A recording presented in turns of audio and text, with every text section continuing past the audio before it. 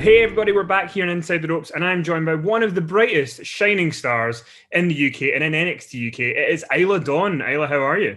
I'm good, thank you. How are you? I'm good. It must be pretty exciting for you because NXT UK is back. You're now back on TV wrestling again. How does it feel? We saw you last week with Piper Niven. It must be good to just kind of get back to it. It's been an absolute dream. Like all through lockdown, I was just desperate to get in some form of wrestling ring. I was like, I just want to train. I just want to wrestle. Like I just want to hit people. It's just been every part of getting back has just been so exciting. Whether it's getting to see everybody again after so long, whether it's getting back into the swing of training, getting to be in BT Sports Studio, like everything of it has just been it's just been brilliant. Like I couldn't have asked for a better end to this year. So, what was it like when you find out you're coming back and then you go into the BT studios and it's such a kind of I mean, we're going to look back in this year and be like, what happened? But they've created this basically Full Sail essentially in London. It's perfect. Like that's what I hopefully it will be going forward is like our version of Full Sail, and it's somewhere that we can like call a permanent home because it's the most unreal space. Like as soon as we were like all sharing photos of it, like on our phones and stuff before we managed to get in, and everybody was like, "Oh, it looks so cool, it looks amazing." And then we walked in, and it was just like blew any expectation we had out the water. Like everything of it was just beautiful. It's just such a great setup. It looks great on TV. It feels like such a nice home for everybody. So hopefully it's somewhere we can be long term and get fans in and just make it like even more special than what it is at the minute.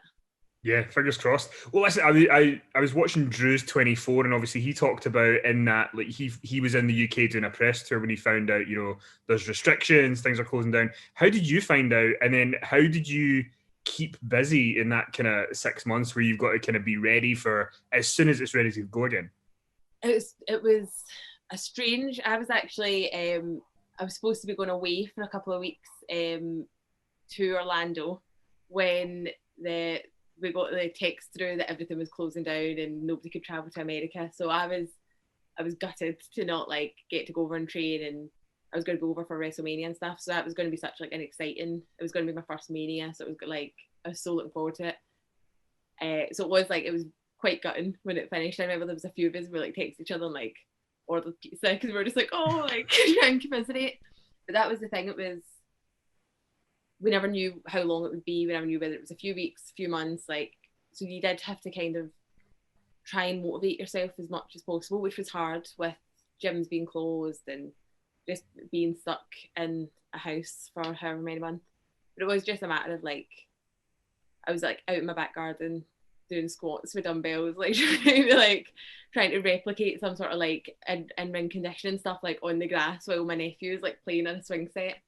And then I took up baking as well, which never helped.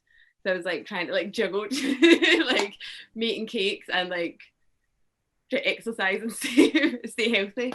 But it was a waiting game to see when we could finally get back, and as long as it took, it was all worthwhile in the end, and it was for the good of the world that we took that time away, and I think it helped me a lot, like reassess everything that I was doing, and helped me come back with like a bit of new attitude and realizing what I wanted more from NXT UK. So I think it was disappointing at the time to be away from wrestling and disappointing to not get to have like our Dublin takeover and do all the things that was kind of like in the works. But I think in the long run, it helped a lot of people kind of refocus, and it helped us get to BT Studios, reimagine different ways that we can present NXT UK. So there was silver lining to the cloud. I do think there's absolutely a money idea in Wrestler 2020 home workouts and just make it a series and see what you all came up with. we, were, Um, we were all like sharing different like card workout exercises to each other. We're like, oh, I just done this one, you try it, and like competing against each other. So it was quite a good wee motivation. and your story is a really interesting one because you were trained by Killian Dane, but it came about in a very bizarre way. Can you sort of tell people, for those who don't know, how you ended up getting involved?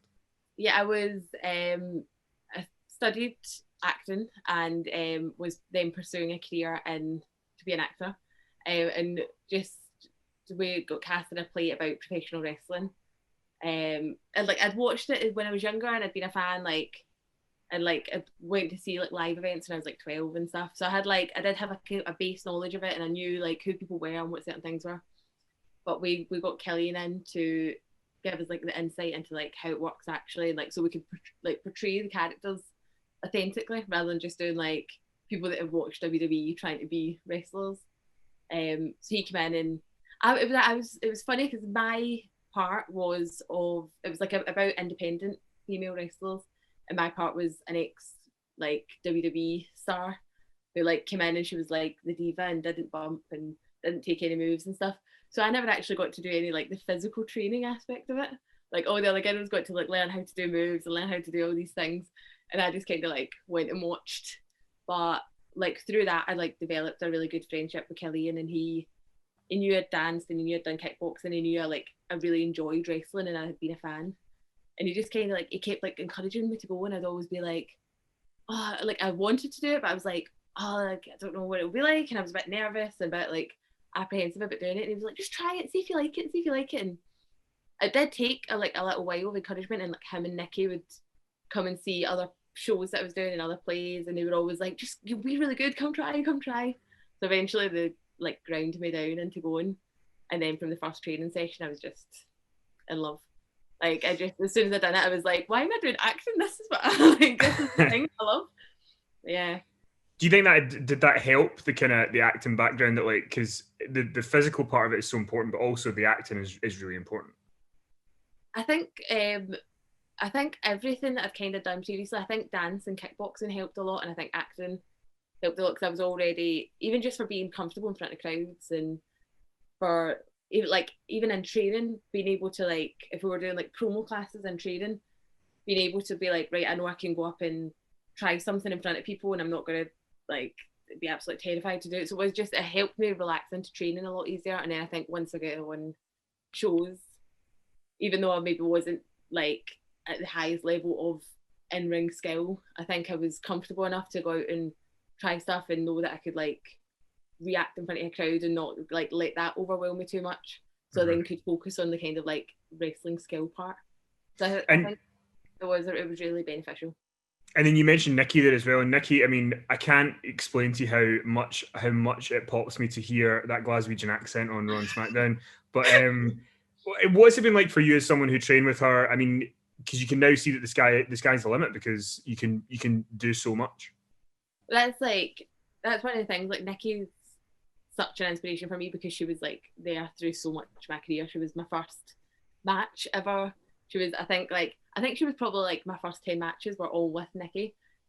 So then seeing her from like me starting to everything she's achieved in that time frame of me meeting her, so like now it's just, she's ascended to such a high level. Like you cannot help but be inspired. But it's also just like the amount of Scottish people now is just really inspiring, because it feels like there are so many of us are now in WWE that it's such a good example of the Scottish scene and how much Scottish people can achieve. So it's like hopefully a nice inspiration for other people coming up now, that there is so many Scottish people that look at all of us, whether it's different body shapes, different genders, different styles, different everything. There's kind of so many people to look up to and aspire to for everybody that's coming up. So it's an exciting time for Scottish wrestlers, Scottish trainees, and things like that. And I heard you mention before that you used to go to shows when you were wee and see Drew McIntyre perform when he was younger, and now obviously he's beat Brock Lesnar at WrestleMania. He's essentially the King of Scotland now. So what is it like for you, because you've worked with him as well, to see all his success? He's just like, because even like when I remember when I used to go to shows, I must have been like 10 or something. It was like 2004, 2005. And even then I remember seeing Drew, and he was like heads and shoulders above everybody. And he was just like, he looked like an absolute superstar when he was still like doing independent shows. And I think it was like Bell's Hill. So like even then, he's always somebody that I kind of like remembered, that always stuck in my mind. And then I like wasn't going to like live shows and stuff as much, but he was always somebody that I always remembered. And then he got signed, and everything he done, he was just like it seemed so wild for a Scottish person to be able to achieve that. It was, I feel like we had such a like small Scottish wrestling scene, and for someone to have broke out of it and exceeded that expectation of like what a Scottish wrestler could do. Like he like smashed through so many barriers. And then even when he came back to the independent scene, he done the same thing. He smashed through the barriers of what he can achieve once he leaves WWE. He never just went down the route of like, I'm not going to try as hard. I'm just going to do signings. Like he went out and he became the best independent wrestler again. And then he came back and he became the best in WWE. Like he's just constantly breaking down every single expectation. So I think that's just a massive inspiration for everybody. Like, and I feel at one point it was almost like you felt like he was the Scottish person in WWE, and it seemed like an almost like godlike thing of like he was the only one that was going to be able to do that and going to be able to make that. But I think he opened the doors for so many Scottish people to then come in after him and show that we can all follow his footsteps and achieve that same thing. I mean, you're an example of that. You're following his footsteps, doing big things in WWE. I mean, another interesting part of your career so far is you're in Manchester to do a tryout, and then you get told you're facing Asuka on Raw. Talk us through that experience, because that must be your mind blown. It was unreal actually. Like, I had the best time at the tryout. Like, I had so much fun and just enjoyed it. Even aside from thinking like, oh, I'm going to get signed from this or anything, it was just such an amazing learning experience. Like having the training days and like the tryout experience with Robbie Brookside and William Regal and stuff. So then for it to be like, oh, so you're going to go wrestle Asuka, I was like, what? Like, it seemed unreal, but that was such a good experience for me as well. Like, it's such a learning experience of working in front of a crowd that big and working on TV, and I was just kind of like flung into deep water and just had to try my best to like show that I could hang in there and belonged in there. But it was unreal. It's always a fun fact as well. I think I was the first Scottish woman to perform on Raw, which is a nice fun fact. There you go. But it was just like Asuka's just, in my opinion, one of the best wrestlers, period, male or female. She's just so talented. So to get in the ring with her was unbelievable, and hopefully it's something that can happen again, because I've grown since then. I've improved so much and changed so much. So hopefully that gets to happen at some point in the future, so we can see how we level now. For sure. Now, did you come up with the name Stacey Coates on that Raw match, or was that somebody else? I didn't actually. It was I don't know who came up with it, but it was an ode to Davy Coates, who works with WWE and NXT UK, and it was I think on commentary I was called his granddaughter. So now, like, I've known him obviously now for like 2 years with NXT UK, but still I'm always like, all right, Granda, and like his son Henry works there, and we're always like, I'm really like close friends with him, and he's always like, so that mean you're my daughter? And I'm like, maybe. Like, so it kind of helped break like the ice as well, because it made me more like familiar with people, because they were like, oh, your name's after Daisy, and I was like, oh man, like it made me feel a bit more comfortable at home, because it did just give like a wee connection to something. For sure. Well, the last thing I wanted to ask you was, we saw Kaylee Ray. She ended up going doing War Games a couple of years ago, Survivor Series weekend. Like, as I said earlier, the sky's the limit. For you, I know you're just kind of getting back into NXT UK again. What are the long-term goals? Are there any that you're kind of shooting for in the near future? There's always going to be like WrestleMania dreams and everything like that for I think every single person that you speak to.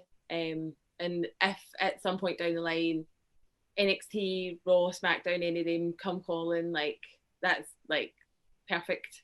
But for me, NXT UK is my full focus, and the goal is the NXT UK Women's Championship. Like, that's everything.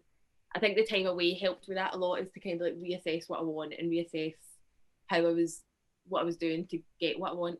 So I think I've came back with that new mindset of I want that NXT UK Women's Championship, and that's everything that I'm doing in ring and out of ring is to get to that eventual goal. Well, hopefully next time I talk to you, you'll have the belt. You can have that on your shoulder, and we can chat about Burniston or something. So yeah, hopefully it'll be in person. Hopefully, well, fingers crossed. One day we're allowed to. Isla, I want to thank you so much for taking the time, and best of luck with NXT UK. Thank you so much. Thanks for having me.